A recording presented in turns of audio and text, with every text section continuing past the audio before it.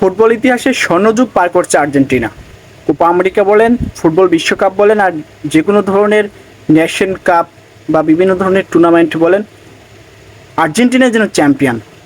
মানে ম্যাচি যখন কাপ পাচ্ছিল না, বারবার ব্যর্থ হচ্ছিল, তখন ম্যাচিকে নিয়ে তার নিজের দেশ, যে ম্যারাডোনা সুপারস্টার, তার নিজের দেশের মানুষ, তাকে নিয়ে কী ধরনের সমালোচনা করেছিল সেটা আপনারা দেখেছেন। তার দেশের মানুষ থেকে শুরু করে বাংলাদেশে যারা ব্রাজিলের সমর্থক আছে, বাংলাদেশের মানুষ সবাই কিন্তু মেসিকে নিয়ে, মানে কি বলবো, মেসির আর কিছু রাখেনি। যেভাবে অপমান করা দরকার ঠিক সেভাবেই কিন্তু মেসিকে অপমান করেছিল। শুধুমাত্র ম্যাচের জন্য আর্জেন্টিনা কাপ পায়নি বা ম্যাচের কাপ পাওয়া উচিত, এ নিয়ে অনেক বিতর্ক। কিন্তু আমার মনে হয় কি, সৃষ্টিকর্তা হয়তো চায় না যে কোনো সুপারস্টার খালি হাতে থাকুক।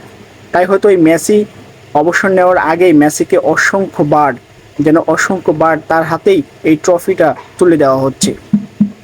তার ভাগ্য আছে বলতে হবে, কেননা তিনি হয়তোবা এই বিশ্বকাপ 2022-এ যদি তিনি কাপ না নিতে পারতেন, তাহলে কিন্তু তিনি হয়তো অভিমানে অবসরও নিতে পারতেন। কিন্তু দেখেন, তিনি অবসর নেননি, এখনও খেলে যাচ্ছেন।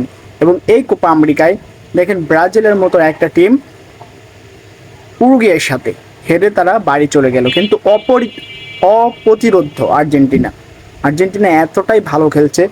এর কারণ একেবারে শুধু যে মেসি তা না, তবে তার দলকে তিনি যথেষ্ট পরিমাণে এগিয়ে নিয়েছেন। এর চেয়ে বেশি অন্য কোনো প্লেয়ার এগিয়ে নিতে পারবে না। তবে আরেকজন নায়ক আছে, তিনি হলেন তাদের গোলকিপার এতটাই সুপারস্টার হয়েছেন যে কি বলবো, বাজ পাখির থেকেও বেশি কিছু করে দেখাচ্ছেন। অসাধারণ এক কথায়। তো আর্জেন্টিনা এবার চ্যাম্পিয়নই হবে, অনেকটা বলাই যায়।